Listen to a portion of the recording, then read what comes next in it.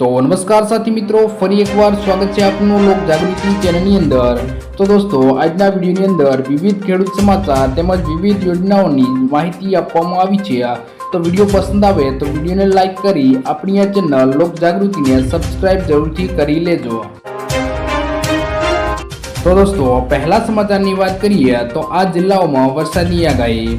तो विगतथी बात करिए तो हवामान विभाग द्वारा आज समग्र राज्य में हळवाथी मध्यम वरसादनी आगाही करवामां आवी छे। तो आगामी 5 दिवसनी आगाही करता हवामान विभागे द्वारा दक्षिण गुजरात अन्य सौराष्ट्રના કેટલાક જિલ્લાઓમાં મધ્યમથી ભારે વરસાદની આગાહી કરવામાં આવી છે। જો કે એક સિસ્ટમ સક્રિય થતા આવતીકાલથી વરસાદ વધારે પડી શકે છે। તો હવામાન વિભાગ દ્વારા આજે ભરૂચ, સુરત, નવસારી, ડાંગમાં યલો એલર્ટ પણ જાહેર કરી દેવામાં આવ્યું છે મિત્રો।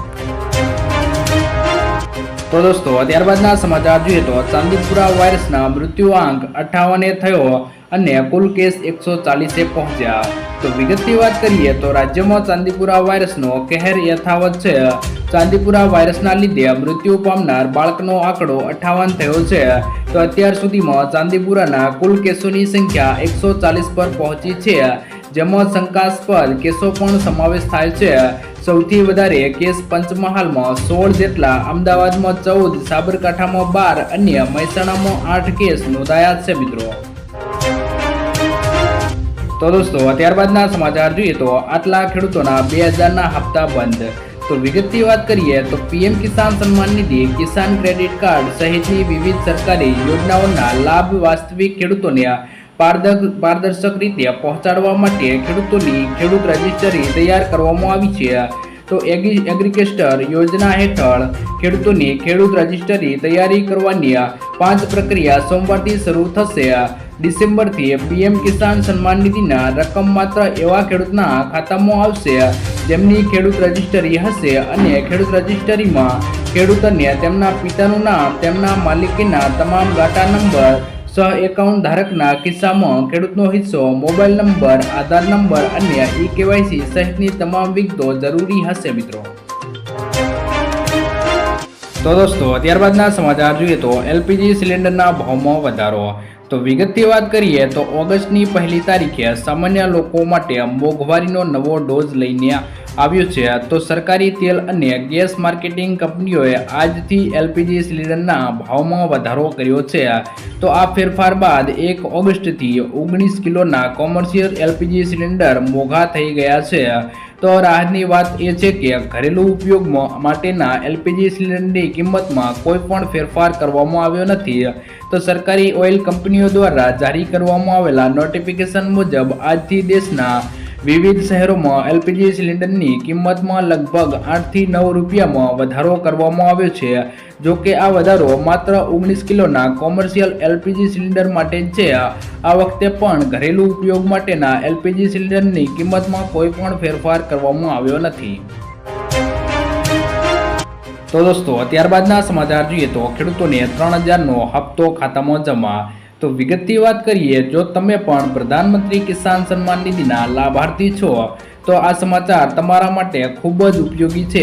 કારણ કે પીએમ કિસાન સન્માન નિધિ માત્ર તમને વાર્ષિક આવક 6000 રૂપિયા આપવાની યોજના નથી, તેના બદલે યોજના સાથે જોડાયેલા લોકોને હર મહિને 3000 રૂપિયા આપવાની જોગવાઈ છે। પરંતુ તેનો લાભ મેળવવા માટે પાત્રતા ધરાવતા ખેડૂતોએ માનધન યોજના હેઠળ પણ અરજી કરવાની રહેશે।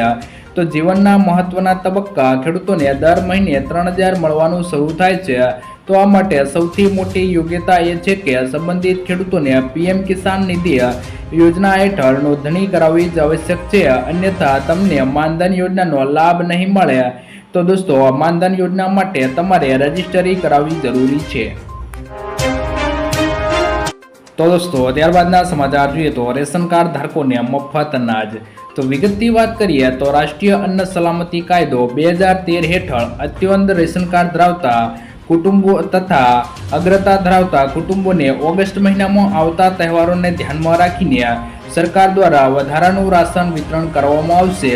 જેમાં અગ્રતા ધરાવતા કુટુંબોને મળવાપાત્ર જથ્થો પ્રતિ વ્યક્તિ દીઠ 2 કિલોગ્રામ ઘઉં, 2 કિલોગ્રામ ચોખા તથા 1 કિલોગ્રામ બાજરી વિનામૂલ્ય તથા અત્યંત કાર્ડને મળવાપાત્ર જથ્થો જેમાં કાર્ડ દીઠ મહત્તમ 15 કિલોગ્રામ ઘઉં, 15 કિલોગ્રામ ચોખા તથા 5 કિલોગ્રામ બાજરી એમ કુલ 35 કિલોગ્રામ વિનામૂલ્યે અનાજ વિતરણ કરી આપવામાં આવશે મિત્રો। તો દોસ્તો ત્યારબાદના સમાચાર જોઈએ તો મહિલાઓને મોટી ભેટ, સીએમ દ્વારા મોટી ભેટ અપાઈ છે મિત્રો। તો વિગતની વાત કરીએ તો 31 જુલાઈએ મુખ્યમંત્રી ભૂપેન્દ્ર પટેલે જણાવ્યું હતું કે વડાપ્રધાન નરેન્દ્ર મોદીએ દેશભરની માતાઓ અને બહેનોને આર્થિક રીતે આત્મનિર્ભર બનાવવા માટે 3 કરોડ લખપતિ દીદીઓ બનાવવાનો સંકલ્પ કર્યો છે અને ગુજરાતે આવી 7.50 લાખ મહિલાઓને લખપતિ દીદીઓ બનાવવાનો આત્મનિર્ધાર કર્યો છે। તેમણે કહ્યું છે કે વડાપ્રધાને આ વર્ષના બજેટમાં મહિલાઓ માટે 3 લાખ કરોડ રૂપિયાની વિવિધ યોજનાઓ આપી છે મિત્રો। તો દોસ્તો ત્યારબાદના સમાચાર જોઈએ તો ખેડૂતોને વીઘા દીઠ 20,000 રૂપિયાની સહાય। તો વિગતની વાત કરીએ તો પ્રાકૃતિક કૃષિને પ્રોત્સાહન માટે એક નવી યોજના ગુજરાત સરકાર દ્વારા જાહેર કરવામાં આવી છે। તો શાકભાજી પાકોમાં પ્રાકૃતિક કૃષિને પ્રોત્સાહન આપવાની યોજના અમલમાં મૂકવામાં આવી છે। તો ગુજરાત સરકાર પ્રાકૃતિક પદ્ધતિથી શાકભાજીની ખેતી કરતા ખેડૂતોને આપશે સહાય। તો પ્રાકૃતિક પદ્ધતિથી શાકભાજીની ખેતી કરતા ખેડૂતોને બિયારણ અને શાકભાજીની પ્રાકૃતિક ખેતીના પ્રોત્સાહન માટે 20,000 રૂપિયા પ્રતિ હેક્ટર સહાય ચૂકવવામાં આવશે। તો શાકભાજી પાકોમાં પ્રાકૃતિક કૃષિને પ્રોત્સાહન આપવાની યોજના માટે અંદાજપત્રમાં 1 લાખની જોગવાઈ પણ કરી દેવામાં આવી છે। તો રાજ્યમાં દરેક નાગરિકને પ્રાકૃતિક ખેત પદ્ધતિથી ઉત્પાદિતને પ્રોત્સાહન આપવાની યોજના માટે કરેલા શાકભાજી પાકો માટે મળી રહે તે માટે અમલદારી પણ કરી દેવામાં આવી છે। તો દોસ્તો ત્યારબાદના સમાચાર જોઈએ તો દેવા માફી અંગે જાહેરાત। તો વિગતની વાત કરીએ તો ગુજરાતના ખેડૂતો માટે 1 લાખ કરોડનું દેવું છે। તો ગુજરાત આખા દેશમાં 9મા ક્રમે આવે છે। જો રાજ્યોની વાત કરીએ તો ગુજરાતમાં 47.51 લાખ ખેડૂતોએ કૃષિ લોન લીધી છે, જે 1 લાખ કરોડ રૂપિયાથી પણ વધુ છે। સૌથી વધુ દેવું રાજસ્થાનના ખેડૂતો પર છે। આંકડા મુજબ 99.97 લાખ ખેડૂતોએ બેંકો પાસેથી લોન લીધી છે। આ લોનની રકમ 1.47 લાખ કરોડ રૂપિયાથી પણ વધુ છે। તો તાજેતરમાં નાણાં મંત્રાલયે કૃષિ લોન પર પૂછવામાં આવેલા પ્રશ્નોના સવાલના જવાબમાં આ વિગતો જાહેર કરી હતી કે 2 વર્ષ પહેલા મગફળીનું બિયારણ 500 થી 1200 રૂપિયાએ મળતું હતું, જે આજે ડબલ થઈ ગયું છે, જે કે 2200 થી 2400 રૂપિયાએ પહોંચ્યું છે। તે જ રીતે 2 વર્ષ પહેલા 1 એકર જમીન ખેડવાના રૂપિયા પ્રતિ કલાકે 800 રૂપિયા હતા, જેમાં પણ વધારો આવતા તે 1200 રૂપિયાએ પહોંચ્યા છે। વધુમાં 2 વર્ષ પહેલા પ્રતિ દિવસ ખેતમજૂર વેતન 150 થી 200 રૂપિયા હતું, આજે તે 250 થી 350 રૂપિયાએ પહોંચ્યું છે। અને રાસાયણિક દવા ખાતરોમાં 2 વર્ષ પહેલા અને આજની તારીખની કિંમતોમાં 30% વધારો જોવા મળ્યો છે, જેના કારણે ખેડૂત દેવાદાર બનતો જાય છે મિત્રો। તો દોસ્તો ત્યારબાદના સમાચાર જોઈએ તો ખાતર ખરીદવા માટે 15,000ની સહાય મળશે। તો વિગતની વાત કરીએ તો ભારતના પ્રધાનમંત્રી શ્રી નરેન્દ્રભાઈ મોદીજી દ્વારા ખેડૂતના કલ્યાણ માટે ઘણી યોજનાઓ બહાર પાડવામાં આવી છે।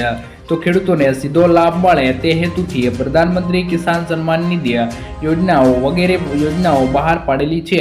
તો ગુજરાત રાજ્ય સરકાર દ્વારા પણ અનેક યોજનાઓ ઓનલાઈન મૂકવામાં આવેલ છે।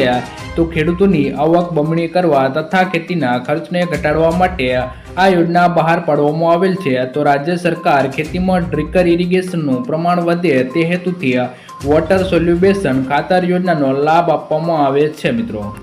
તો દોસ્તો આજના વિડીયોની અંદર આટલું જ। જો વિડીયો પસંદ આવ્યો હોય તો વિડીયોને લાઇક કરી વિવિધ ખેડૂત સમાચાર માટે આપણી આ ચેનલ લોક જાગૃતિને સબસ્ક્રાઇબ જરૂરથી કરી લેજો।